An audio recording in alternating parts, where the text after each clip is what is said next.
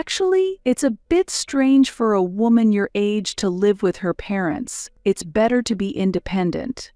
Independent.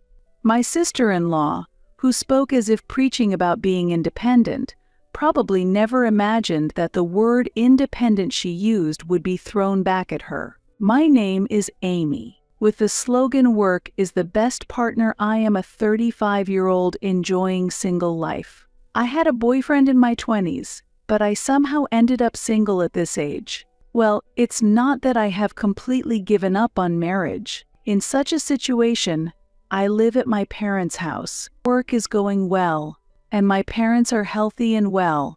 I am living peacefully every day without any dissatisfaction or anxiety, but there are people who persistently criticize me. How long do you plan to stay single, Amy? Of course I'll get married if there's a chance, but right now I'm fulfilled with my work. She laughed sarcastically at my answer. You say work is fun as an excuse to comfort your lonely self because you can't get married. Poor thing. Those who can't get married escape from reality by immersing themselves in work. What's so pitiful? The one who despises me being single is my sister-in-law, Susan. She thinks that married people superior and more noble than those who are single. My brother, 3 years older than me, got married just a year ago. I vividly remember the day my sister-in-law first visited our house. Amy, you're 34 and still don't have a boyfriend. Are you okay? Have you ever had a boyfriend before? If you'd like, shall I introduce you to my friend? He's a bit quirky, though. At your age, you might need to compromise a bit, right? Otherwise, you might miss the right time. I never thought I would be subjected to such rude words the first time I met her. Yes, well, was the only dumb response I could muster. My sister-in-law is the same age as me. Unlike me, she seems to be the type who brags about being married. From the beginning, she showed an attitude of trying to be superior. She is also very insensitive. She looked up my company's income on the internet and asked intrusive questions like, "Foreign companies pay well, right? How much do you earn? How much is your bonus, Amy? You must be saving quite a bit, right?" Even though she's my sister-in-law, she has no right to say such things. I'd rather avoid that topic. I skillfully diverted the conversation and got through the situation. If I showed signs of refusal silently, she would probably not force the issue, but my sister-in-law was more oblivious to those around her than I expected. It felt almost as if she were an alien. Why avoid it? You can tell me about your salary, right? Usually, one does not share such information with others. Really? But I want to know. Please tell me. When I sighed and asked, "Why do you want to know so much?" she calmly replied, "Why is it wrong to understand my sister-in-law's financial situation? I can't understand why she seeks such information. It seems we have different values." Feeling this, I had been keeping my distance from her. Even so, Susan's insensitivity went beyond normal bounds. One day on a holiday, she showed up at my parents' house and said, "You know, Amy, I found this in your room," before waving my pay slip around. She probably visited my house on a day I was away and searched my room. Since my parents' living area is on the first floor and my room is on the second floor, my parents didn't notice her going upstairs. However, this behavior was like that of a thief. What are you doing? Amy, you earn a high salary, don't you? Why were you hiding it? More importantly, it's very rude to enter someone's room without permission, isn't it? It's because you've been keeping your income a secret. If you were earning more, you could have increased your wedding gift. The amount you gave was too little. Isn't $1,000 enough? What kind of person is this? On top of being insensitive, her obsession with money is serious. Angered, I spoke harshly to my sister-in-law for the first time. You are, after all, just my sister-in-law. There are things I don't want to discuss and things I want to keep secret. Please don't pry into my personal matters. Even though we are related by marriage, she didn't like being criticized from a younger sister's position. Her face turned red with anger, and she snapped, "What did you say? I don't want to be told something like that by a single and cheeky person like you," and stormed off, snorting. "What are the disadvantages of being single? I just want to be left alone." I should be the one who's angry, but maybe I went too far. I thought she would refrain from insensitive behavior from then on. However, since then, her criticism of me only increased. Single people are a burden on society. If you get married and have children, you would contribute to the society's future, but remaining single brings no benefit. There are many selfish and self-centered people. She began to criticize me in front of our family and relatives. From her previous belief that married people are superior, she shifted to attacking single people. My parents also protested against these words. I don't think such prejudice is appropriate. Whether married or unmarried, each person should be respected as an individual. That's right. I'm working hard and contributing to society, I countered my sister-in-law. However, she did not seem convinced. What are you talking about? I'm both married and working part-time, so I contribute to society more than you. My parents and I couldn't help but laugh at her statement. At that time, it was discovered that termites had infested the interior walls of the house. The house was over 40 years old and had some signs of aging, but until recently, we managed to live there by repairing it as necessary. However, the termite issue was something we could not overlook. We were considering extermination, but there was a risk of recurrence even if we did so immediately, and there were doubts about the value of investing in a 40-year-old house. At that time, I proposed an idea. Shall we sell this house and find a new ready-built home? I had lived modestly at my parents' house and had managed to save a decent amount, but buying a new ready-built house might be a bit risky, right? My father was worried, but I reassured him by saying, "It's fine, I'm 35 and can afford to buy a house on my own," and decided to purchase it in my name.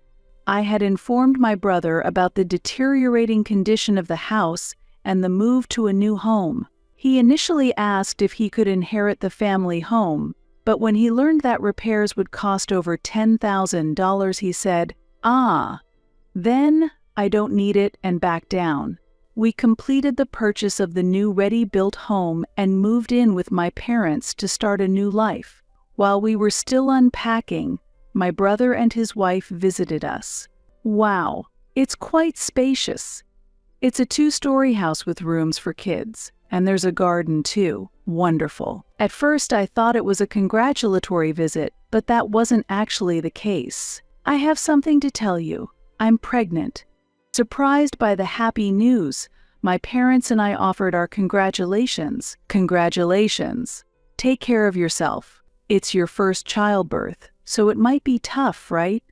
Feel free to consult us if you need anything. My father and mother were excited about their first grandchild. Thank you. In that case, we'll also live here from now on. What? We were stunned by the sudden proposal to live together. That's too sudden. I'm sorry, but there just isn't enough room in the house for that. Yes, it's impossible for 6 people to live here. My parents barely managed to express their refusal. That's not true. If the unmarried woman here leaves, all problems will be solved. After uttering those words, my sister-in-law glanced at me with a sense of superiority. Are you talking about me? Yes, you insensitive woman. Isn't it embarrassing to be dependent on your parents at your age, just enjoying the convenient parts while burdening your elderly parents with everything? We have an important role to fulfill in having an heir. You're in the way, so I want you to leave the house soon. My sister-in-law crossed her arms and glared at me with malice. Actually, it's a bit strange for a woman your age to live with her parents. It's better to be independent. Independent. My sister-in-law kept preaching. My brother also agreed, saying, "You can't depend on our parents forever. As your brother thinking about your future, I also think you should become independent and start a new life." What an unreasonable couple. Actually, this house is. Just as I was about to reveal the ownership, my father spoke up first. "I see. So you two are going to move in here." My sister-in-law replied contentedly, "Yes, and we will take good care of you both in the future, father-in-law. But it won't be for free. Shall we have you pay a proper rent?" "What? Rent? Dad, are you really going to take money from your children?" my brother exclaimed in surprise. "You were the one talking about being independent, so naturally you should pay rent. The going rate in this area is about $800. $800, my brother and his wife were shocked. But my father explained, even then, renting a detached house in this area would be much more expensive. Plus, it's near the station and the land is valuable. Shocked by such an amount, my brother and his wife couldn't back down after claiming we should all be independent. "Isn't that a bit high? I can't see the advantage of living together like this," my sister-in-law muttered quietly, clearly audible for all to hear. "Well, we'll manage somehow. The upper floor will be our living space. That settles it then. Amy, please move out as soon as possible. You're a nuisance." Declaring this, my brother and his wife smugly went upstairs. Wonderful. Such a spacious area, and plenty of storage. It was good to drive that person out. Right. The nuisance is gone, and eventually this house will be mine. Everything is going smoothly. They spoke loudly, seemingly enjoying themselves. But my parents and I exchanged glances and quietly nodded. Do they really think they can enjoy living like this? They are blissfully unaware of the circumstances. The fact that this house is in my name was kept secret by my father for future plans. After being driven out, I moved to a short-stay apartment and lived leisurely. Then one day, I received a call from my sister-in-law. I can't find your parents. Their belongings are gone. Did you take them in out of consideration?" "No, my parents left on their own and came to my place." I confidently conveyed this. My parents were relaxing in front of me, enjoying their coffee. "Oh, that was the case, huh? Well, that's good too. Being pregnant and living together can be tiring, so it helps." Forgetting the help they received by living together. Why would she say such a thing? You'll soon be without that luxury, so be prepared. So from next month, the rent will be $1,600, please. What? So that rent, all of it, please. Ha! What are you talking about? Well, you and your husband were sharing the rent with our parents, right? Now that they have left, it's only natural for you who are living there to bear all the costs, isn't it? My sister-in-law still didn't seem to understand the situation. How can you say such things so arrogantly? That house belongs to your father, right? What are you talking about? The house is in my name. What? A moment of silence flowed between us. I decided to explain the situation again. It seems you do not understand, so let me explain. I am the owner of the house, and I paid all the expenses for its purchase. Until yesterday, my parents were living with you and your husband, and I was receiving $800 from each, totaling $1,600 in rent. However, now that they have left the house, only you and my brother are living there. Therefore, from next month, you will need to pay the full rent of $1,600. This is why my father stopped me when I was about to claim ownership of the house. He had secretly been planning to correct my brother and his wife's irresponsible remarks. I haven't heard about this. Then they should come back and stay here. This is absurd. Surprised by the rent amount of $1,600, my sister-in-law became flustered and spoke in a disturbed manner. Did I make a mistake? But you were the one who urged me to be independent, right? Living with parents is proof of not being independent, isn't it? I continued the conversation by pointing out the irony in her behavior. If a couple only bears half of their financial responsibilities, they are not considered independent. That's why my parents decided to leave this house on their own. That's not what I meant. I really appreciate my parents.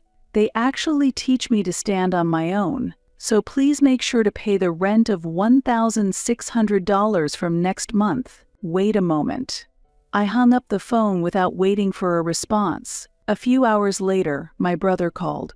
"Hey, what's with the ownership and rent talk? Isn't that totally unreasonable? Why are you being so selfish?" Selfish?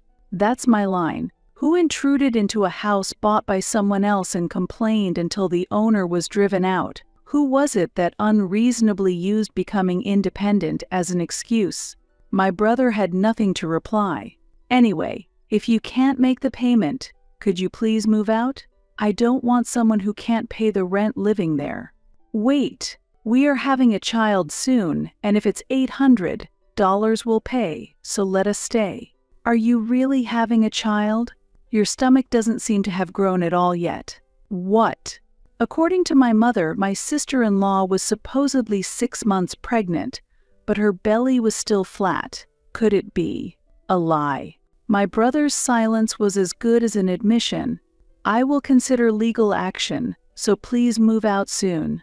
Visibly frightened by my words, my brother replied, "Okay, we'll move out soon," and ended the call. When my parents confronted my sister-in-law, she immediately admitted that her pregnancy was a lie. "I thought if I said I was having a baby, you all would treat me a little better." Both father-in-law and mother-in-law always favor Amy over me. However, my parents were not cold to my sister-in-law. My father, maintaining an appropriate distance, merely admonished my arrogant sister-in-law as a person. She had faked the pregnancy without understanding his intentions. Perhaps she really is an alien. Afterward, my brother and his wife left the house and decided to rent an apartment in a new location. As the peak of the moving season in early spring approached, the costs associated with the move exceeded expectations and turned out to be quite high. Typically, significant initial costs, including security deposits and prepaid rent, are required when renting a new place. Despite this, my planless brother and his wife, having saved no money, repeatedly visited my parents' home seeking financial assistance, but my parents resolutely refused. My father, stern yet fair, stated, "It is time for you to be independent. I do not wish to associate with those who lack discernment." This incident led my parents to decide to further distance themselves from my brother and his wife. With no financial aid from my parents and difficulty in securing loans from banks, my brother and his wife were pushed into a financially difficult situation. Having once emphasized the importance of being independent, they now faced a situation where they needed to improve their circumstances without parental help. I am curious not just out of interest, but also to see how they would manage achieving being independent on their own. Meanwhile, my father also had deep concerns about my future. "Amy, I believe you are a capable, independent woman. However, perhaps out of selfishness as your parents, why don't you try an arranged marriage just once?" he suggested. "We have found a suitable match for you. It's our friend's son. Why don't you meet him once?" my parents surprisingly suggested. "An arranged marriage for someone like me." "What are you saying, Amy? You are always my pride," my father said. "Dad, I am always grateful to you. Both your mother and I," he added, tapping my head affectionately. Significant turning points in life often hide in unexpected places. Shall we try your first arranged marriage then? With these thoughts, I felt a positive anticipation about new encounters.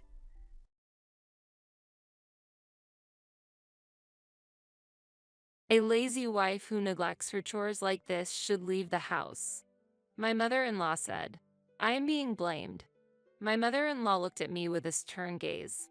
My sister-in-law said, "I will take care of Mom and Scott, so you are not needed here." You always look so tired and gloomy. My sister-in-law, who does no household work at all, said this with a look of disdain. Wait, Scott. Your mother and sister are too cruel. I sought help from my husband, but he too spoke with contempt. Just as mom and sister said, a wife who is only focused on work and cannot do household chores is of no use. Besides, I'm now in a good relationship with a young part-timer, so you are no longer needed. Pack your things and leave quickly. I was stunned while the three of them cast at me to get out of the house. While listening to their words, I looked down and clenched my fists tightly. Still, I tried to remain as calm as possible and said understood. I will leave. The downfall of the family that has always put everything on me is about to begin. My name is Kristen. I am 32 years old, working at a company while taking care of my family. Nowadays, most women continue to work after marriage, and since I'm passionate about my job, I have continued to work at the company I joined as a new graduate. During a busy morning preparation, my husband started a conversation. Hey Kristen, can you take care of this? The deadline for the tax return is approaching. He handed me a pile of bills and receipts. Again? I wish you'd handle your own shop's accounts. I replied seriously, but Scott averted his gaze. You know I'm not good at this kind of detailed work, right? You're always a big help, thank you. Scott and I got married 5 years ago. He was working at a restaurant I frequented, and our conversation there led to us getting along. As we got to know each other better, we started dating and eventually got married. Scott has fulfilled his long-term dream of opening a cafe and is currently running it. However, when it comes to the tedious tasks like buy-in, office work, and accounting, he tends to rely on me just like with the taxes. Sighing, I headed towards the entrance when my mother-in-law approached me. Kristen, I feel like eating Chinese today. Can you take care of it? Understood. Could you please wash the rice instead? My mother-in-law frowned and said, Why do I have to do it? I don't want to. You should come home early and take care of it. Also, Jenny and the kids will be back this weekend, so please prepare meals that the children can eat. What? Okay, understood. I reluctantly answered and left the scene. When Scott and I got married, I had hoped for a life with just the two of us. However, Scott had a different idea. Scott said, My father passed away, and my sister is already married, so I'm worried about leaving mom alone. Since the house is big, I think it's good for us to live together. I had no choice but to agree. As a result, we started living in my mother-in-law's house with her. When we first started living with my mother-in-law, who is not good at household chores, the house was quite messy. After my father-in-law passed away, my mother-in-law had been living on her pension alone. That pension was mostly used for eating out, as she hated cooking. Scott sees household chores as a woman's job and shows no willingness to help. While continuing to work full-time, I am responsible for all the household chores. Jenny, my sister-in-law, also comes back often with her children even after getting married and leaving the house. When she comes over, the burden of household chores naturally doubles. This morning, when I heard that they would be coming over this weekend, I thought to myself, not again. While thinking about this, the dreaded weekend arrived. Ideally, weekends away from work should be a time to rest, but when Jenny's children come asking to play, it's hard to say no. While taking care of the children all by myself, I also need to prepare meals. In the midst of this business, my sister-in-law made an unexpected statement. Kristen, I'm actually in the midst of getting a divorce and will be staying here with the children starting next month. Hope to get along with you. I hadn't heard about that. I answered in surprise. What's the matter? Do you have a problem with it? In response to my sister-in-law's dissatisfied reply, I hurriedly answered. No, it's not like that. Rather, that must have been hard going through a divorce. When are you planning to move in? I asked. The sooner, the better, she answered. Knowing that my sister-in-law and her children would be coming back, I was initially bewildered but soon tried to think positively.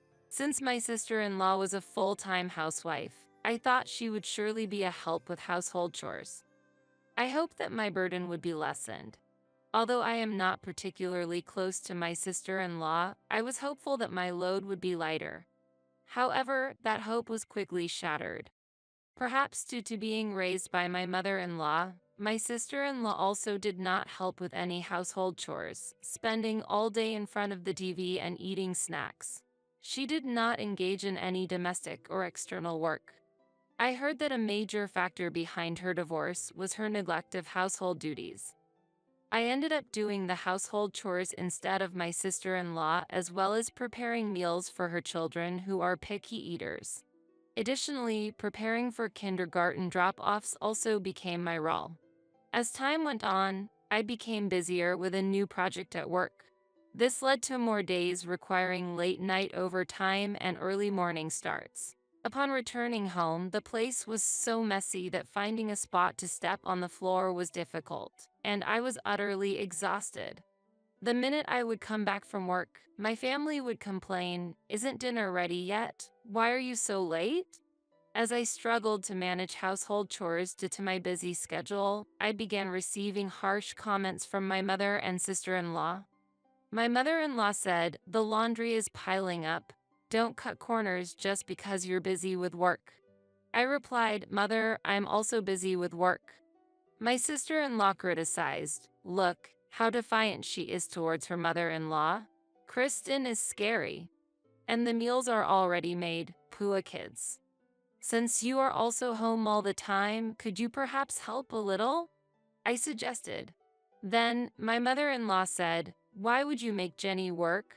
Besides, since Scott is a business owner, you shouldn't have to work. If you insist on working, you should at least manage household chores perfectly." I was speechless at her statement, but they looked at me as if it was obvious. That night, feeling at my limit, I talked to Scott. I said, "Even though I understand that work is busy, your mother and sister won't help at all. I'm at my limit." Scott retorted with a glare, "Are you trying to badmouth my mother and sister?" I replied, "It's not like that, but managing everything alone is impossible. I wish at least you would support me. I'm busy with the business. You might not understand since you're just an employee, but running a store is really hard. Don't make your work my burden." Still, as I was at a loss for words, Scott fell asleep then and there, leaving me to ponder alone again. However, shortly after, a good idea came to me. I quickly completed some online shopping, then took the rest of the day off. A few days later, various new household appliances were delivered to our home. I bought a drum washing machine, a cleaning robot, and kitchen appliances that cook automatically. Since there was no one to help with household chores, I wanted to reduce the burden as much as possible. Therefore, I decided to introduce the latest household appliances to make life more convenient. While the washing machine was being delivered, my mother-in-law and sister-in-law came over. "Did you buy a new washing machine without asking? The old one still works." My mother-in-law approached me with a look of dissatisfaction. "But this will make laundry much easier and faster," I replied cheerfully. However, my mother-in-law seemed unconvinced and continued, "What is this? A cleaning robot and kitchen appliances, too? Kristen, come here." I was summoned to the living room where my mother-in-law and sister-in-law were sitting, and I was instructed to sit on the floor. Scott was also there, sitting confidently next to my mother-in-law. When I asked, "What's the matter?" my mother-in-law exclaimed loudly, "What do you mean, what's the matter? Buying appliances to make it easier for you with the household money? What were you thinking?" "I'm not trying to be lazy. I just want to make household chores more efficient," I argued back. "It's not about that," my mother-in-law criticized. "People nowadays rely too much on machines for everything." Then my sister-in-law joined in, "Exactly, Kristen. The appliances are still good, and though Scott is a business owner, you're wasting too much money." While my sister-in-law glared at me, Scott also seemed to nod in agreement next to her. I tried to argue back regarding that, but my sister-in-law didn't let me finish. Always looking for the easy way out, and you can't even do household chores properly? What were you thinking? She criticized me. Despite wanting to fight back, I remained silent. Angered by my silence, my mother-in-law couldn't hold back anymore and blurted out, "A lazy wife who neglects her chores like this should leave the house." Shocked by her words, I looked at my mother-in-law, who was glaring at me. "With Mom and Scott here, we don't need you." Always looking so tired and spreading gloom like a parasite, my sister-in-law hurled harsh words at me too. Her words were in a tone of utter disdain. "Wait, Scott, your mother and sister's way of speaking is too cruel. I've always." I sought Scott's support, but Scott scornfully replied, "What Mom and sister are saying is right. A wife who can't manage household chores is not needed."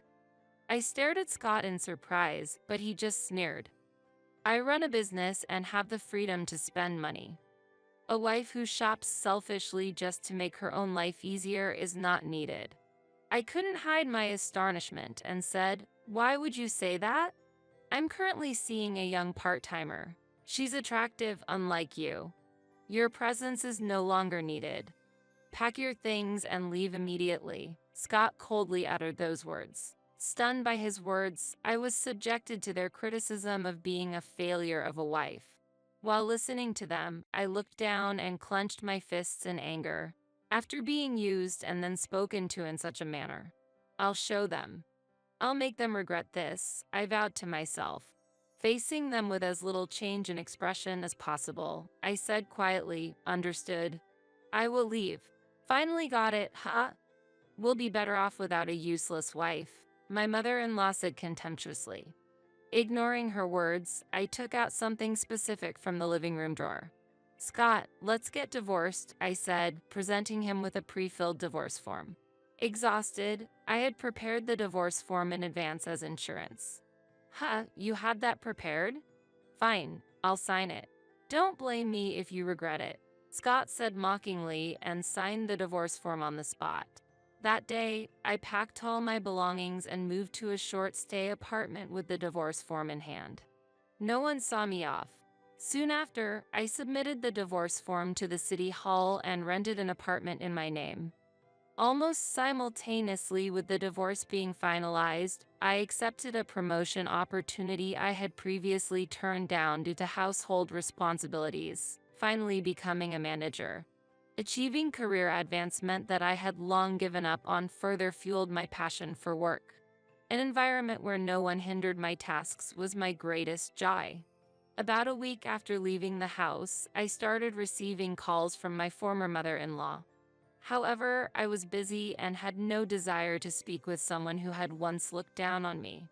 Therefore, I consistently ignored her calls. A year passed, and one holiday while I was relaxing at home, I received another call from my former mother-in-law. This time, I decided to answer the phone and end it once and for all. "Hello? Creston, you finally answered. You're terrible.